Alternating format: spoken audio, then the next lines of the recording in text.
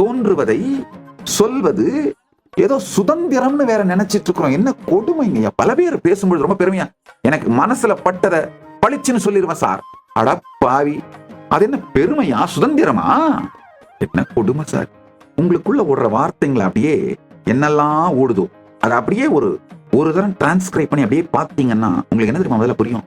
சின்ன வயசுல இருந்து உங்க மேல கொட்டப்பட்ட வார்த்தைகளை எல்லாம் தான் மொத்தமா கூட்டி வச்சு அதை உங்களுடைய உணர்ச்சிகளோடு கலந்து அது பாட்டுக்கு கமாண்டா ஜெனரேட் ஆயிட்டு இருக்கு. அரை மணி நேரம் டேப் பண்ணி கேட்டு பாத்தீங்கன்னா பைத்தியம் முடிச்சு. நீங்க பைத்தியம்ன்றது புரிய ஆரம்பிக்கும்.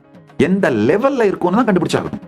யாரோ கொடுக்கிற கமாண்டை தொடர்ந்து கேட்டு அதை லிசன் பண்ணிட்டு இதுல மிகப்பெரிய கொடுமை என்னன்னா அதை தன்னுடைய சுதந்திரம்னு வேற நினைச்சிட்டு தெரியுதுகளே. ஐயோ, அதை விட மிக மோசமான ஒரு அடிமைத்தனம் கிடையாது.